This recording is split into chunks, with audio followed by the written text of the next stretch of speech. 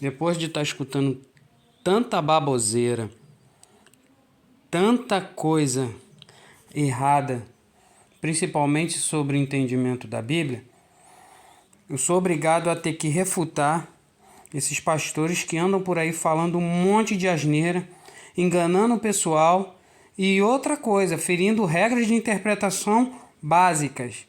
Vamos ver um trecho aqui do que um pastor muito famoso fala, e ele é descarado em estar manipulando a palavra de Deus. Você acha que Lúcifer fazia parte do plano de Deus também, como um antagonismo ao bem, à fé, ou não? Essa é uma super pergunta. Porque se ele sabe tudo... Por que ele criou Lúcifer?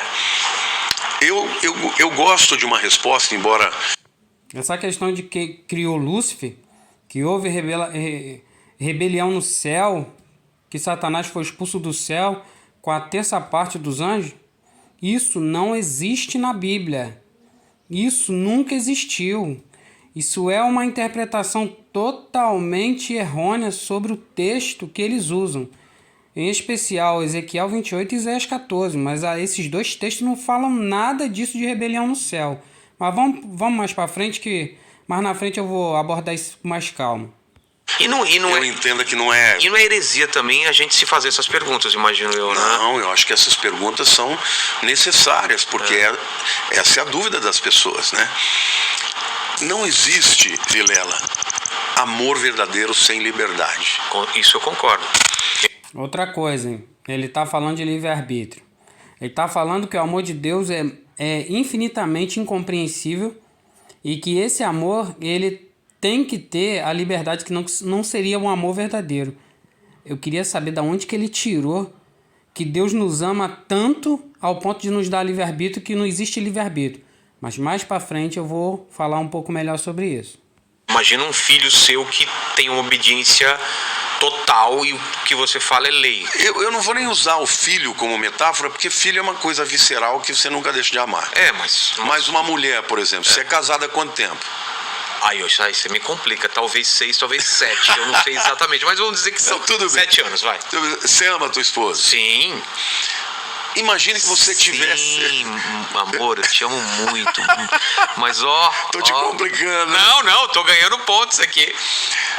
Imagine que você tivesse o poder de obrigar a amar você. Você assistiu aquele filme A Feiticeira?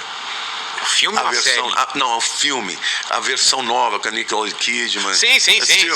Você lembra que uma determinada hora ela bota um feitiço, ele fica apaixonado por ela, aí chega uma hora ela fala, pô, mas não é isso. Não é isso, Aí ela conta pra ele fica louco da vida. O problema desses pastores é isso. Fica enrolando. Fica ali embromando, fica falando coisas que não tem nada a ver da Bíblia. Ali ele vai ser técnica de manipulação. Ele vai enrolando, e nisso ele vai ganhando confiança da sua audiência, do seu ouvinte. Em vez dele entrar logo no texto, ele vai citar Feiticeira, vai citar filmezinho de Hollywood, vai citar, entendeu? Então ele tinha que entrar logo, entendeu? Ir direto ao ponto. Mas isso é técnica de manipulação. Eles vão enrolando, mas vamos lá. Depois ele acaba descobrindo que ele ama ela de verdade, né? Aí ele fala, mas será que isso aqui também não foi você? Aí o tio Arthur fala pra ele, fala assim, o nariz dela, quando ela faz assim, foi ela que fez ou você gosta mesmo? Não, eu gosto mesmo. Então ele começa a mostrar pra ele como que era ele gostando. Aí ele vai, né? Isso é só uma metáfora. Mas já entendi. Eu penso que se Deus fizesse todo mundo amá-lo e aceitá-lo, sem a possibilidade, a liberdade de dizer eu não quero, ele nunca se sente amado. Deus, ele quer muito ter um relacionamento de amor. Então todos os seres que ele criou, ainda que soubesse, ele criou, porque dentre esses muitos permaneceram. Os anjos tinham livre-arbítrio? Total, Tanto que... escolheram. Total. Ele disse que o amor de Deus é tão grande que teria que ter a liberdade de escolha. Eu quero ver a liberdade de escolha que Deus deixou pra gente. Uma liberdade, poxa, muito, mas muito interessante. Vamos ver aqui a liberdade que Deus deixou pra gente. Vamos lá. Marcos 16, versículos 15 e 16. E disse-lhes: vão pelo mundo todo e preguem o evangelho a todas as pessoas. Quem crê e for batizado será salvo, mas quem não crê será condenado. Que livre-arbítrio lindo! Olha que coisa extraordinária. Um livre-arbítrio que você vê muito nos ditadores. Ó, se você fizer o que eu quero, beleza. Se você não fizer, eu te mato. Eu te condeno. Entendeu? Então isso é um livre-arbítrio lindo. Olha o amor de Deus, sabe, estampado nesse texto. É o que ele está falando. O amor de Deus é tão grande que se não tivesse a liberdade, se não tivesse, você tivesse liberdade de escolher, não seria amor. Só que eu não estou vendo liberdade de escolha nenhuma. Eu estou vendo uma coação. Ou você faz o que eu quero, ou eu te mato. É mesmo quando eu chegar para alguém e dizer assim, chegar para um amigo e dizer assim, ó, você faz isso, isso, isso, que isso, pô, a gente tá fechado, a gente tá junto. Agora, se você não fizer isso, cara, eu vou te matar, porque tu tem que fazer o que eu quero. Vamos ver outra aqui, vamos ver outro versículo aqui. João 12, 48. João 12, 47, 48. Se alguém ouve as minhas palavras e não lhes obedece, eu não julgo, pois não vim para julgar o mundo, mas para salvá-lo. Há um juiz para quem me rejeita e não aceita as minhas palavras. A própria palavra que proferi o condenará no último dia. Aqui a gente já vê, primeiro, uma disfarçatez. Aqui a gente já identifica aqui, entendeu? Uma canalice. Porque o próprio Jesus fala que ele é o verbo. E ele se declara como o verbo de Deus, a palavra. Ele fala lá em João 17, 17. Santifica-os na verdade. A tua palavra é a verdade. Jesus fala em João 14, 6. Eu sou o caminho, a verdade e a vida. Quer dizer, ele é tudo isso. Tanto ele é a verdade como a palavra. Ou seja, ele é a palavra. Aí ele diz aqui, ó, olha só. O cinismo. Se alguém ouve as minhas palavras e não lhes obedece, eu não julgo, pois não vim julgar o mundo, mas para salvá-lo. Há um juiz para quem me rejeita e não aceita as minhas palavras. A própria palavra. Ele é a palavra, pô. Então é ele que está condenando. É ele que está condenando. E ele está querendo sair pela tangente e botar que a palavra, ela por si só, ela já condena. Só que ele é a palavra. Ele mesmo diz nos textos do Novo Testamento que ele é a palavra. E a própria palavra, ou seja, o próprio Jesus, o condenará no último dia. Cadê o livre-arbítrio? A expressão, o suprassumo do amor, a maior expressão do amor que nos dá a liberdade de escolha. Cadê? Não, você ouve minha palavra que eu vou te salvar. Se você não ouve, eu vou te matar, cara, eu vou te condenar. Então você escolhe. Tipicamente uma afirmação ditatorial, totalitária. Mas vamos lá ver de novo lá, ele prosseguindo falando sobre o diabo. Que é interessante, um malabarismo teológico, estuprando, espancando a palavra de Deus que eles dizem que tanto ama. Vamos lá. Total. O livre-arbítrio é um pressuposto do amor. É a escolha. Sim, é a escolha. Você escolhe me seguir. Escolhe me obedecer. Se você não escolher me obedecer, eu te jogo no inferno. Um tormento eterno. Aí fica fácil. Aí a pessoa não está escolhendo. A pessoa está sendo coagida. Ela está sendo ameaçada. É diferente. Então, o crente que está vendo esse vídeo, põe na sua cabecinha o seguinte: não existe livre-arbítrio, existe uma coação com ameaça de morte. Ponto. Eu quero te servir. E Lúcifer, ele era perfeito não só nos seus caminhos. Ele era belo, ele era lindo. Ele era chamado de estrela da manhã. Sim. Então ele era o mais importante dos anjos. Ele liderava a adoração no céu. Deus Até o momento que ele falou, por que eu vou dar adoração para ele? Olha como eu sou o cara. Deus sabia que aquilo poderia acontecer. Poderia não, que ia. Que ia. Que ia. E mesmo assim... Sabe o que é a onisciência de Deus? Eu tenho dificuldade de... Então, pro vídeo não ficar muito longo, vamos aqui analisar. Isso aqui ele está falando daquela suposta rebelião no céu. Que o anjo era um dos mais lindos. que Satanás era um dos anjos mais lindos lá no céu e acabou se rebelando e foi expulso do céu. É isso aqui que ele está falando. Mas vamos, o texto que eles usam. Eu vou usar os 3 textos que eles usam para fundamentar essa mentira, esse engano, essa exegese. Ou seja, manipular o texto para o texto falar o que eu quero, não para o texto me revelar o que está ali, o que é realmente o conteúdo. Vamos lá. Vamos aqui em Isaías 14. Vamos analisar aqui o texto que ele está falando e vamos ver se é isso mesmo. Isaías 14. Vamos lá diretamente no texto que é mais usado. Em amarelo aqui, ó. Isaías 14, a partir do 12. Como você caiu dos céus, ó estrela da manhã, filho da alvorada, como foi atirado à terra. Versão NVI. Você que derrubava as nações, você que dizia no seu coração, subirei aos céus, erguerei o meu trono, acima das estrelas de Deus, eu me assentarei no monte da Assembleia, no ponto mais elevado do Monte Santo. Subirei mais alto do que as mais altas nuvens, serei como Altíssimo. Mas as profundezas do Sheol, ou seja, que eles dizem que é inferno, mal traduzido, mas é sepultura, mas as profundezas do Sheol, você será levado, irá ao fundo do abismo. Tá. Esse aqui é o trecho que eles usam para fundamentar essa questão da rebelião no céu. Vamos ver então o contexto. Esse povo, se eles principalmente, ou melhor, se eles simplesmente soubessem sobre português, sobre língua portuguesa, interpretação de texto, não precisava nem saber muito de teologia. Só a questão da interpretação do texto já matava a charada em muitas passagens manipuladas. Mas vamos lá.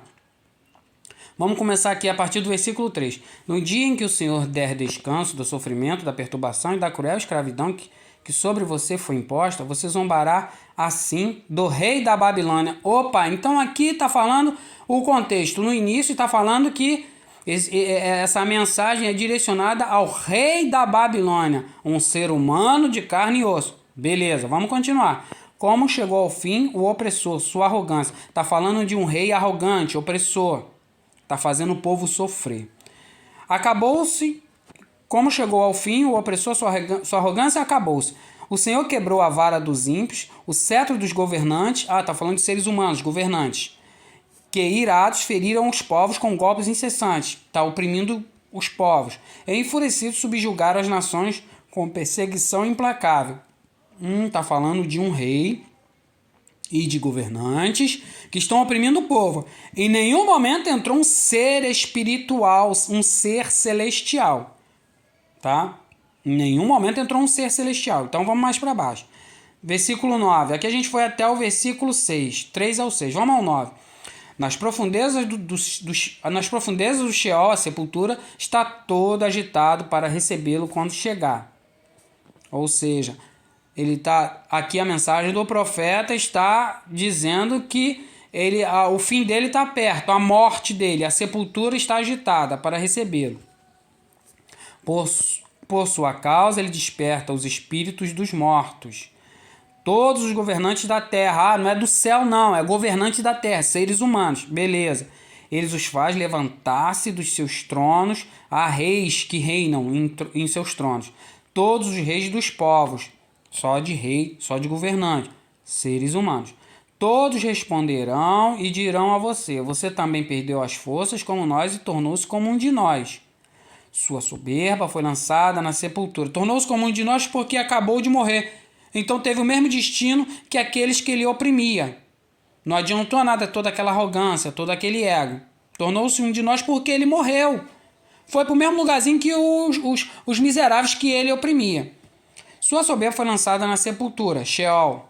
Junto com o som das suas liras, sua cama é de larvas, sua coberta de vermes. Aí vem aquele trecho que nós já lemos. Aí vem aquele trecho. Então, esse trecho acima se refere a seres humanos, governantes, opressores, cruéis, déspotas. E o trecho abaixo vem falando uma figura de linguagem judaica. Só isso. Não tem nada a ver com ser celestial, porque senão tu vai ter que desconsiderar esse contexto acima. Você vai ser obrigado a encaixar um ser celestial aqui em cima em que ele não existe. Vamos continuar abaixo.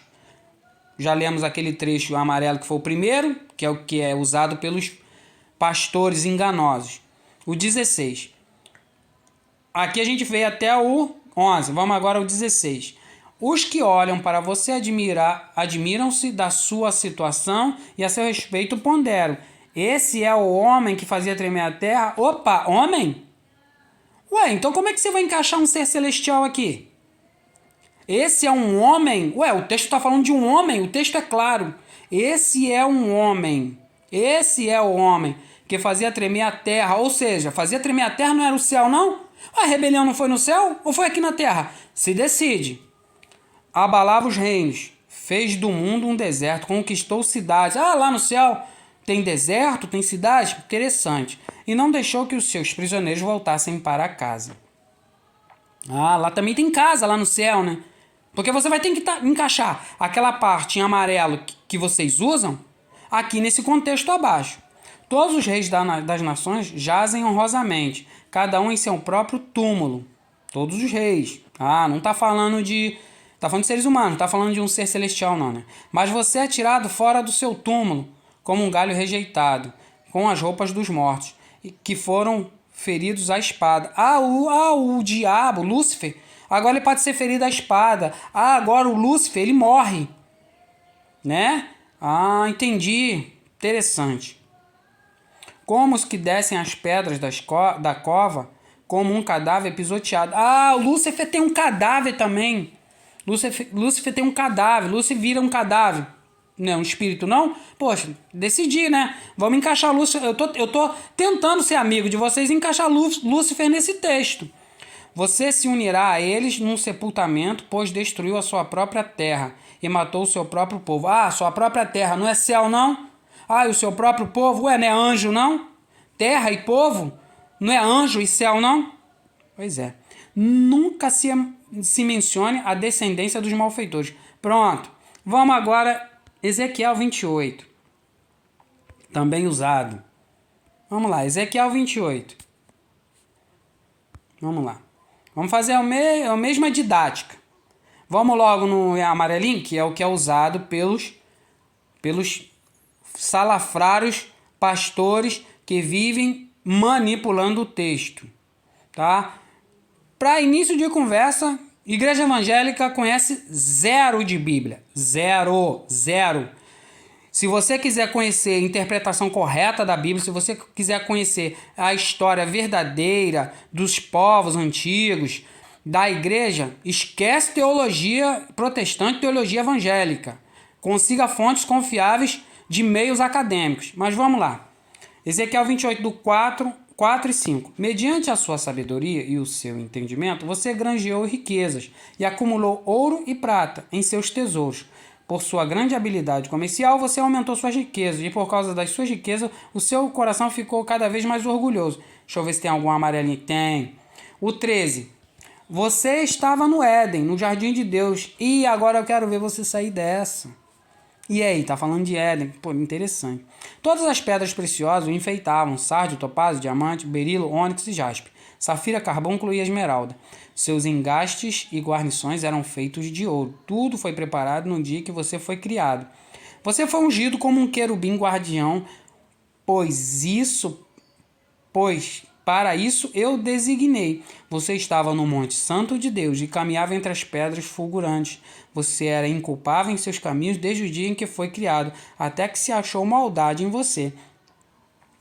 Por meio do seu amplo comércio, você encheu-se de violência e pecou. Por isso eu o lancei, humilhado para longe do monte de Deus, e o expulsei. Ó querubim guardião do meio das pedras fulgurantes. Seu coração tornou-se orgulhoso por causa da sua beleza, e você corrompeu a sua sabedoria por causa do seu esplendor. Por isso eu o atirei à terra e fiz de você um espetáculo para os reis. Por meio dos seus muitos pecados e do seu comércio desonesto, você profanou os seus santuários. Por isso fiz sair de você um fogo que o consumiu e reduzi você a cinzas no chão, à vista de todos os que estavam observando. Aqui já começou a complicar, né? Até então tava tudo bem, mas reduzir você a cinzas no chão e todos o observaram, dá a entender uma morte, né? Morte de queimado. Bem forte, né? Bem forte. Então, beleza. Até aqui pode-se postular, pode-se inferir que de repente fala mesmo de uma, né? De um ser celestial. Mas vamos ver o contexto, igual a gente fez no outro. Vamos interpretar direitinho, né? Vamos ver ali se realmente se encaixa num ser celestial, né? Vamos ver. Versículo 8. Eles o farão descer à cova, e você terá morte violenta no coração dos mares. Dirá você então, eu sou um Deus. Ah, então quer dizer que ele vai dizer que ele é um Deus. Na presença daqueles que o matarem. Na presença daqueles que o matarem, uma pergunta. Você será tão somente um homem. Ih, cara. Outro problema que a gente encontrou em Isaías 14, né? O texto ele não tá aqui já a pergunta acima é uma pergunta, mas aqui já não é mais uma pergunta. Você será tão somente um homem e não um Deus nas mãos daqueles que o abaterem. Quer dizer que esse homem ele vai ser abatido, tá? Você terá a morte dos incircuncisos. Ou seja, aqui já complicou de vez. Porque aqui entrou uma questão cultural que não é aplicada no céu. A circuncisão, uma marca cultural do povo judeu. Então, os que não eram circuncidados eram considerados povo inferior. Eram considerados um povo profano. Você terá a morte dos incircuncisos. Então esse ser celestial vai morrer. Mas é uma morte espiritual. Então tá, vamos ver. Nas mãos de estrangeiros. Eu falei, palavra do soberano, o Senhor. Esta palavra do Senhor veio a mim. Filho do homem, erga um lamento a respeito do rei de Tiro. Não é Satanás não, né? É um rei de uma cidade, que hoje é o atual Líbano. E diga-lhe, assim diz o Senhor, assim diz o soberano, o Senhor. Você era o modelo da perfeição, cheio de sabedoria e de perfeita beleza. E aí vai aquele trecho que a gente já foi. Então, ele está falando de um rei de um lugar no antigo Oriente Próximo, conhecido como Levante, que é hoje o atual Líbano, que é Tiro. Está falando de um rei. Tá. Aí vem aquele trecho que a gente leu. Vamos ver se... então, vamos ter que encaixar então isso aqui. Porque já... aqui, um pouco acima desse texto usado pelos pastores, já diz aqui, Filho do homem, erga um lamento a respeito do rei de Tiro. Não é a respeito de Satanás, não. Isso aqui é uma figura de linguagem judaica. Os profetas usaram uma figura de linguagem. Não tem como encaixar um ser celestial nesse texto. Estude. Pega fontes confiáveis. Mas lá em Apocalipse 12 fala claramente de uma rebelião no céu. Vamos ver. Vamos ver então. Vamos lá em Apocalipse 12. Vamos ver. Vamos ver o trecho que é mais usado. 12:7. Apocalipse 12:7. Houve então uma guerra nos céus. Miguel e seus anjos lutaram contra o dragão. Vamos depois saber quem é esse dragão. E o dragão e seus anjos revidaram. Mas estes não foram suficientemente fortes e assim perderam o seu lugar nos céus. O grande dragão foi lançado fora. Ele é a antiga serpente chamada Diabo ou Satanás, que engana o mundo todo. Ele e os seus anjos foram lançados à terra. Agora eu quero ver tu sair dessa. Então vamos lá. Então vamos no contexto. A mulher e o dragão. Apareceu no céu um sinal extraordinário, uma mulher vestida do sol. Então tem uma mulher, beleza? Não esquece, tem uma mulher. Vamos aprender a interpretar. Com a lua debaixo dos seus pés e uma coroa de 12 estrelas sobre a cabeça. Ela estava grávida. Então tem uma mulher grávida. E gritava de dor. Tem uma mulher grávida que está gritando de dor.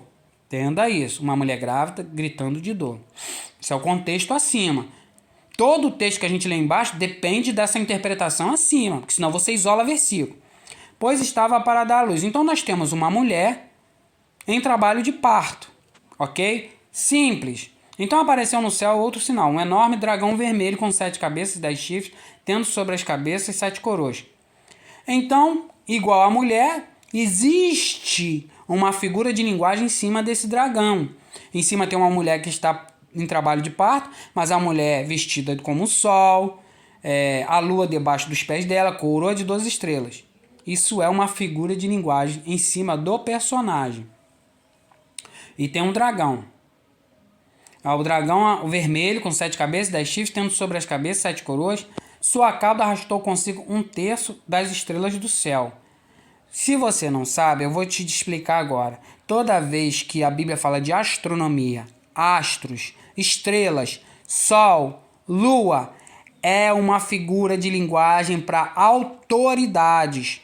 Lembre-se do sonho de José. É uma figura de linguagem para autoridades. Esse dragão é alguém que tem muita autoridade e que ele está perseguindo essa mulher. E 1/3 da estrela do céu, sua cauda arrastou consigo 1/3 da estrela do céu, lançando-os na terra. O dragão pôs-se diante da mulher que estava para dar à luz. Ou seja, ele estava perto da mulher, estava ali, para devorar o seu filho no momento que nascesse. Então, tinha uma mulher em trabalho de parto e tinha um dragão que estava querendo devorar o filho dessa mulher quando ele nascesse. Então, tinha um dragão que estava doido para matar esse recém-nascido. Vai linkando as coisas. Ela deu à luz a um filho, um homem que governará todas as nações com cetro de ferro. Então esse homem que nasceu dessa mulher é uma figura importantíssima que governará todas as nações com cetro de ferro. Quem será, hein? Quem será essa pessoa aí esse recém-nascido, hein? Quem será? Que o dragão tá doido para tragar ele, hein? Tá doido para aniquilar ele. Vamos ver. Seu filho foi arrebatado para junto de Deus e de seu trono. Pronto, matou a charada. Acabou. Aqui está contando a história de Herodes, que estava perseguindo Maria porque ele queria matar o libertador. Se você não entendeu, você tem algum problema de dissonância cognitiva ou você tem alguma cegueira espiritual. Cegueira espiritual deve ter mesmo, mas você tem alguma cegueira interpretativa. Esse filho que nasceu governará todas as nações, seu filho será arrebatado para junto de Deus. Só tem um que vai ser arrebatado para junto de Deus e se sentar no trono, Jesus. Vamos continuar. A mulher fugiu para o deserto, é o que conta lá, né? Mesma coisa, para um lugar que lhe havia sido preparado por Deus, para que ali sustentasse durante 1260 dias. Tudo figura de linguagem. Aí os teólogos vão lá, os teólogos comprometidos com dogma, os teólogos dogmáticos, vão lá, faz aquele marabalismo, não, porque aí faz um cálculo daquilo. Não tem nada disso. Isso é figura de linguagem. Aí vem esse texto. Então você vai ter que encaixar esse texto acima com esse contexto. Ou esse texto aqui abaixo com um contexto acima. Aqui está falando de um passado, algo que já ocorreu. Falando de Jesus e que Herodes queria matar Jesus quando ele nascesse. Que Herodes era o dragão, né? E aqui embaixo fala de uma batalha no céu. O autor simplesmente está usando uma metáfora. Ele está imaginando uma batalha espiritual quando Jesus nasceu. Só isso. Não é que houve uma batalha no céu e o diabo foi expulso, não. Vamos abaixo. Então ouviu uma voz dos céus que dizia: agora veio a salvação. Claro, o Redentor nasceu, o poder e o reino do nosso Deus e a autoridade do seu Cristo, pois foi lançado fora o acusador dos nossos irmãos, que os acusa diante do nosso Deus dia e noite. Acusador aqui é o diabo. Qualquer um que estuda grego sabe que Satanás significa opositor e diabo significa acusador. Foi por isso que Jesus falou para Pedro: para trás de mim, Satanás. Ou seja, para trás de mim, opositor. Senão Jesus teria falado, se fosse um ser espiritual, Satanás, Jesus teria falado: para trás de mim, Satanás, que está usando Pedro. Não, ele falou: para trás de mim, Satanás. Simplesmente ele falou: para trás de mim, opositor. Obstáculo. ao objetivo que eu tenho que alcançar, a minha missão. Só isso. Espero que vocês tenham entendido e pare de ficar bebendo nessa fonte suja, né? Bebendo dessa água suja desses pastores que ficam manipulando a Bíblia para encher a igreja.